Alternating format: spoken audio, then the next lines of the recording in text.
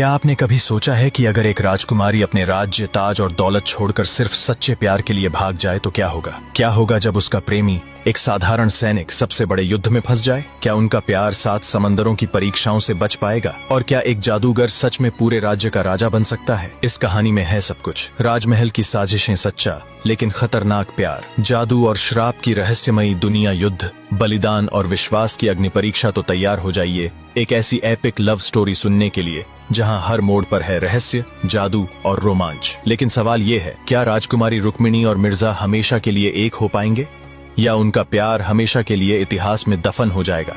राजमहल की शान, राजकुमारी रुक्मिणी, जिससे विवाह का सपना हर राजकुमार देखता था। उसका दिल एक ऐसे शख्स पर आ गया था जिसकी हैसियत महज एक सैनिक की थी।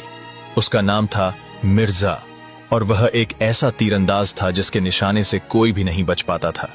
रुक्मिणी को मिर्जा से प्यार उसकी बहादुरी और उसकी आंखों में छिपी सादगी के कारण हुआ। यह प्रेम इतना गहरा था कि रुक्मिणी के लिए दुनिया की सारी दौलत, सारे हीरे जवाहरात और सारे राजपाट भी फीके पड़ गए थे। उनका यह बेइंतहा प्यार एक खतरनाक राज बन चुका था जिसे वे दुनिया से छुपाए हुए थीं। राजमहल की ऊंची दीवारों और अपने पिता के कड़े नियमों के बीच रुक्मिणी को अपने प्रेम का कोई भविष्य नहीं दिख रहा था। अपने दिल की बात और अपने प्रेम की सलामती के लिए उन्होंने राजा के क्रोध का सामना करने के बजाय मिर्जा के साथ कहीं दूर भाग जाने का फैसला किया। राजकुमारी रुक्मिणी और मिर्जा अपने प्रेम को बचाने के लिए महल से भाग निकले थे। वे दोनों बिना रुके तब तक चलते रहे जब तक मिर्जा पूरी तरह थककर जमीन पर गिर नहीं गया और गहरी नींद में सो गया। रुक्मिणी उसकी ओर देख रही थी, लेकिन उसके मन में सुकून की जगह डर भर रहा था। उसे लगा कि उसके पिता राजा भानु प्रताप जल्द ही उन्हें खोजते हुए यहाँ पहुंच जाएंगे। रुक्मिणी ने सोचा, अगर ऐसा हुआ तो वे हम दोनों को जान से मार देंगे। मैं यह नहीं देख सकती कि मेरे प्रेम के कारण मेरे पिता और मेरे प्रेमी के बीच युद्ध हो। उसने अपनी आंखों के सामने 2 तस्वीरों को देखा। एक तरफ उसका प्यार मिर्जा और दूसरी तरफ उसके पिता, जिनसे वह बहुत प्रेम करती थी। यह सोचकर कि इन दोनों के बीच युद्ध होगा, उसका दिल कांप उठा। उसने अपने आंसुओं को पोंछा और एक ऐसा फैसला लिया जिसने उसके दिल को भी तोड़ दिया। उसने धीरे से मिर्जा की तीरंदाजी की कमान से सारे तीर निकाल लिए और उन्हें एक एक कर तोड़ दिया। वह जानती थी कि तीर ही मिर्जा की सबसे बड़ी ताकत थे, लेकिन वह यह भी जानती थी कि इन तीरों के कारण ही दोनों के बीच युद्ध हो सकता था।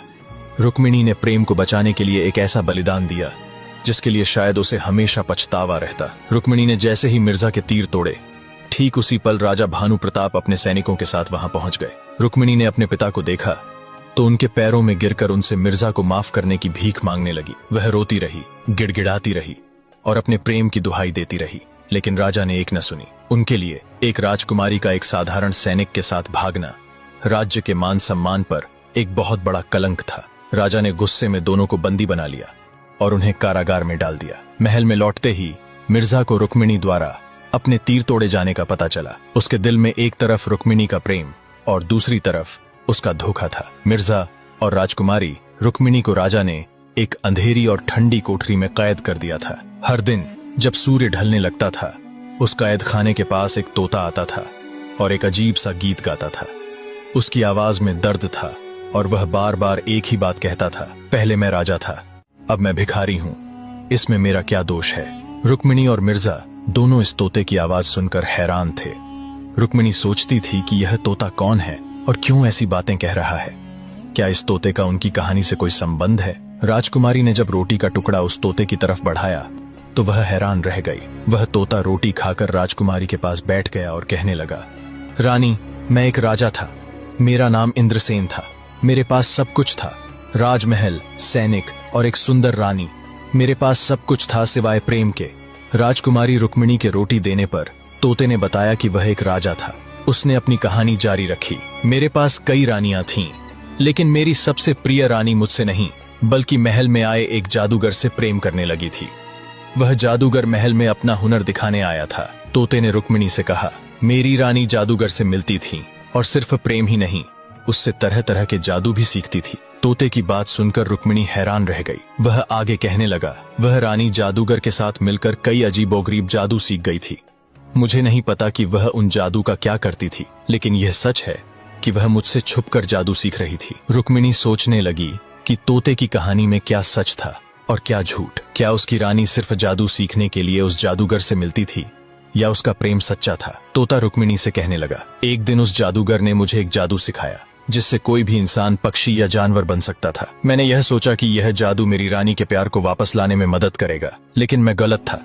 उस जादूगर ने मुझे कभी यह नहीं बताया कि वापस इंसान कैसे बना जा सकता है। एक दिन जब मैं यह जादू सीख रहा था तो मेरी रानी और उस जादूगर ने मुझे कैद कर दिया। तोते की आंखों में आंसू थे। वह आगे कहने लगा, जब मैं कैद से आजाद हुआ तो मुझे पता चला कि उस जादूगर ने मेरी रानी को भी धोखा दिया था। उसने मेरी रानी को जादू से वश में कर लिया था और वह सिर्फ जादू सीखने के लिए उस जादूगर के पास जाती थी। मिर्जा तोते से पूछा, आप कहाँ के राजा थे? तोते ने रुक्मिणी और मिर्जा को देखकर कहा, तुम जिस कैदखाने में हो मैं इसी राज्य का राजा हूँ। मेरा महल, मेरी दौलत और मेरा सब कुछ मुझसे छीन लिया गया था। उसकी बात सुनकर मिर्जा और रुक्मिणी चौंक गए। मिर्जा हिरजा ने पूछा, आप इसी राज्य के राजा हैं? तो फिर आप तोता कैसे बन गए? तोता कहने लगा, मैं जादू का शिकार हो गया था, लेकिन अगर मैं फिर से मनुष्य बन जाऊं तो मैं तुम दोनों को आजाद कर दूंगा। लेकिन यह कैसे होगा मुझे नहीं पता। मैं सिर्फ इतना जानता हूँ कि मैं एक दिन फिर से राजा बनूंगा। मिर्जा और रुक्मिणी के पास अब एक नई उम्मीद थी। क्या तोता सच में इस राज्य का राजा था?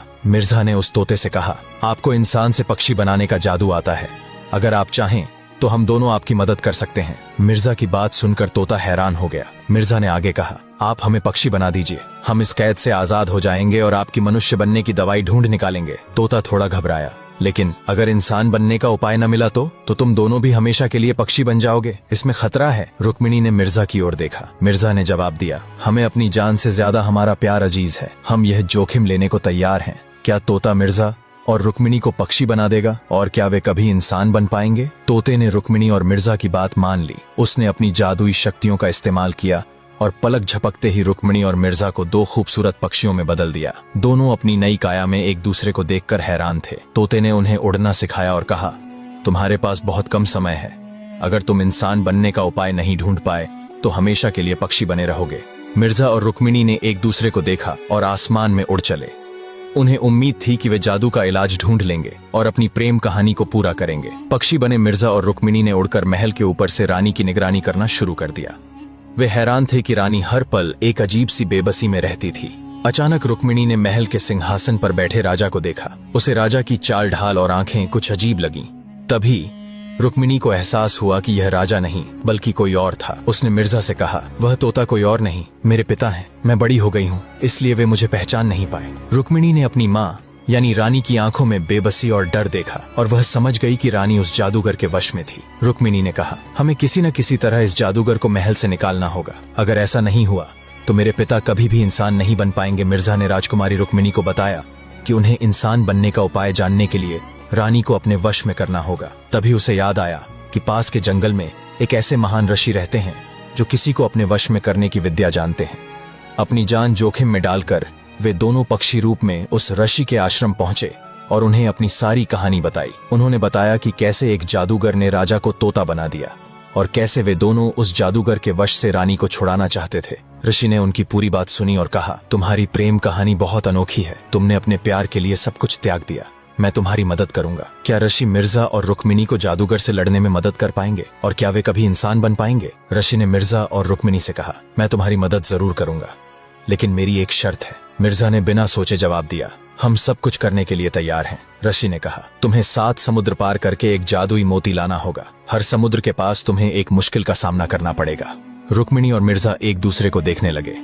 उन्हें पता था कि यह रास्ता बहुत मुश्किल और खतरनाक होगा, लेकिन उन्हें यह भी पता था कि अपने प्रेम को बचाने और राजा को वापस लाने के लिए उन्हें यह सब करना ही होगा। क्या रुक्मिणी और मिर्जा 7 समुद्र पार कर पाएंगे? ऋषि ने मिर्जा और रुक्मिणी के साहस से प्रभावित होकर उन्हें वापस इंसान बना दिया। उन्होंने कहा, तुम दोनों सच्चे प्रेम के लिए जोखिम उठाने को तैयार हो, तुम्हारी यात्रा आज से शुरू होती है। इतना कहकर ऋषि ने उन्हें 7 समुद्रों का रास्ता बताया और वे अपनी पहली परीक्षा के लिए निकल पड़े। पहला समुद्र, भ्रम का सागर। मिर्जा और रुक्मिणी चलते चलते एक ऐसे समुद्र के पास पहुंचे जिसका पानी इंद्रधनुषी रंग का था। जैसे ही वे उसके पास गए, उन्हें एक जादुई आवाज सुनाई दी जो कह रही थी, अगर तुम इस सागर को पार करना चाहते हो तो तुम्हें अपनी सबसे प्रिय यादों को भूलना होगा। मिर्जा और रुक्मिणी एक दूसरे को देखकर घबरा गए। जैसे ही वे आगे बढ़े, उनकी आंखों के सामने उनकी सबसे खूबसूरत यादें आने लगीं और वे सोचने लगे कि अगर उन्होंने इन यादों को भुला दिया तो क्या वे एक दूसरे को भूल जाएंगे? यह एक बहुत ही मुश्किल परीक्षा थी। क्या वे अपनी यादों को त्याग कर आगे बढ़ेंगे या वे अपने प्रेम को बचाने के लिए कोई दूसरा रास्ता ढूंढेंगे? दूसरा समुद्र, चुप्पी का सागर। पहले समुद्र को पार करने के बाद रुक्मिणी और मिर्जा एक और समुद्र के पास पहुंचे। यह समुद्र शांत और गहरा था, लेकिन जैसे ही वे इसके पास पहुंचे उनकी आवाजें गायब हो गईं। वे एक दूसरे से बात करने की कोशिश करते रहे, लेकिन उनके मुंह से कोई शब्द नहीं निकला। इस समुद्र की शर्त थी कि इसे तभी पार किया जा सकता है जब दो प्रेमी एक दूसरे से बिना बात किए एक दूसरे के दिल की बात समझ लें। रुक्मिणी और मिर्जा घबरा गए, लेकिन उन्होंने हार नहीं मानी। उन्होंने एक दूसरे की आंखों में देखकर अपने हाथ पकड़े और बिना बोले एक दूसरे से बात करने की कोशिश की। उन्होंने अपनी आंखों, भावों और इशारों से एक दूसरे को बताया कि वे एक दूसरे से कितना प्यार करते हैं। वे बिना बोले ही एक दूसरे की हिम्मत बढ़ाते रहे और अपनी भावनाएं व्यक्त करते रहे। जैसे ही उन्होंने यह परीक्षा पास की, समुद्र का पानी एक दूसरे के लिए प्रेम और विश्वास से भर गया और वे अपनी आवाजें वापस पाने में कामयाब हो गए। तीसरा समुद्र, समय का सागर। दूसरा समुद्र पार करने के बाद रुक्मिणी और मिर्जा एक ऐसे समुद्र के पास पहुंचे जिसके ऊपर से समय बहुत तेजी से बह रहा था। इस सागर को तभी पार किया जा सकता था जब दोनों एक दूसरे को अपना अतीत, वर्तमान और भविष्य बिना किसी शर्त के स्वीकार कर लें। इस समुद्र की शर्त थी कि अगर कोई भी अपने भविष्य के बारे में सोचता तो वह तुरंत बूढ़ा हो जाता, और अगर कोई अपने अतीत के बारे में सोचता तो वह एक बच्चा बन जाता। रुक्मिणी और मिर्जा एक दूसरे को देखकर घबरा गए। उन्होंने एक दूसरे का हाथ पकड़ा और धीरे धीरे समुद्र में आगे बढ़ने लगे। रुक्मिणी ने सिर्फ मिर्जा के वर्तमान के बारे में सोचा कि वह उसके साथ थी। मिर्जा ने भी रुक्मिणी के वर्तमान के बारे में सोचा। दोनों ने एक दूसरे के अतीत और भविष्य को स्वीकार कर लिया और उसी क्षण दोनों बूढ़े होने या बच्चे बनने से बच गए। उन्होंने यह परीक्षा पास कर ली और सागर का पानी शांत हो गया। उन्होंने बिना सोचे समझे एक दूसरे को अपने दिल में जगह दे दी थी। तीसरे समुद्र को पार करने के बाद रुक्मिणी और मिर्जा चौथे समुद्र के पास पहुंचे। यह समुद्र अन्य समुद्रों से अलग था। यहाँ पर पानी की जगह हवा थी, और जैसे ही वे आगे बढ़े एक जिन्न प्रकट हुआ। जिन्न ने दोनों से कहा, मैं तुम्हें इस सागर को तभी पार करने दूंगा जब तुम मेरे 3 सवालों के सही जवाब दोगे। मिर्जा और रुक्मिणी ने एक दूसरे को देखा और सवाल सुनने के लिए तैयार हो गए। जिन्न ने पहला सवाल पूछा, एक राजा के लिए क्या ज्यादा जरूरी है, उसकी दौलत या उसकी प्रजा? मिर्जा ने जवाब दिया, एक राजा के लिए उसकी दौलत नहीं बल्कि उसकी प्रजा सबसे ज्यादा जरूरी है, क्योंकि अगर प्रजा ही नहीं होगी तो राजा किस पर राज करेगा? जिन्न ने दूसरा सवाल पूछा, प्रेम क्या है? रुक्मिणी ने जवाब दिया, प्रेम वो एहसास है जो दिल से होता है। यह दो लोगों को एक दूसरे से जोड़ता है। जिन्न ने तीसरा सवाल पूछा, तुम दोनों में कौन ज्यादा शक्तिशाली है? मिर्जा और रुक्मिणी ने एक दूसरे को देखा। मिर्जा ने कहा, हमारी ताकत हमारे प्रेम में है। जिन्न ने दोनों के जवाब सुनकर मुस्कुराया और कहा, तुम दोनों ने अपनी प्रेम और समझ से मुझे हरा दिया। अब तुम दोनों इस सागर को पार कर सकते हो। पांचवां समुद्र, भय का सागर। चौथे समुद्र को पार करने के बाद रुक्मिणी और मिर्जा एक ऐसे सागर के पास पहुंचे जो अपनी सतह पर हर उस चीज को दिखाता था जिससे वे सबसे ज्यादा डरते थे।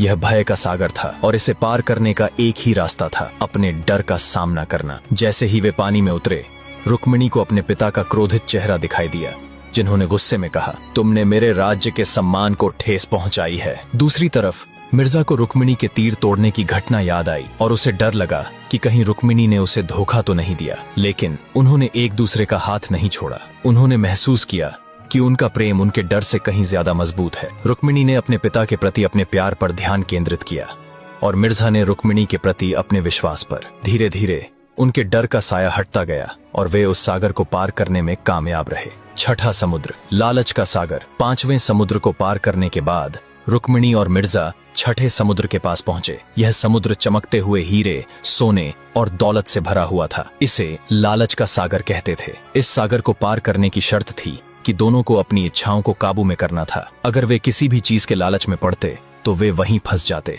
जैसे ही वे आगे बढ़े, रुक्मिणी को राजा के महल में रहने की सारी सुख सुविधाएं याद आईं। मिर्जा को भी अपनी सारी दौलत, मान सम्मान और पद प्रतिष्ठा याद आई। लेकिन उन्होंने एक दूसरे का हाथ नहीं छोड़ा। उन्होंने अपनी आंखों को बंद कर लिया और सिर्फ एक दूसरे के बारे में सोचा कि वे एक दूसरे के लिए सब कुछ त्याग सकते हैं। उनके प्रेम की ताकत ने उन्हें लालच से दूर रखा और वे उस सागर को पार करने में कामयाब रहे। सातवां समुद्र, प्रेम की अग्नि परीक्षा। छठे समुद्र को पार करने के बाद रुक्मिणी और मिर्जा एक ऐसे सागर के पास पहुंचे जो जल रहा था। यह प्रेम की अग्नि परीक्षा थी। इस सागर को तभी पार किया जा सकता था जब दोनों एक दूसरे पर पूरा भरोसा करते। अगर किसी को भी थोड़ा भी शक होता तो वे आग में जलकर राख हो जाते। मिर्जा को रुक्मिणी द्वारा उसके तीर तोड़ने का वाकया याद आया। रुक्मिणी को भी अपने पिता का क्रोधित चेहरा याद आया। दोनों के मन में एक क्षण के लिए शक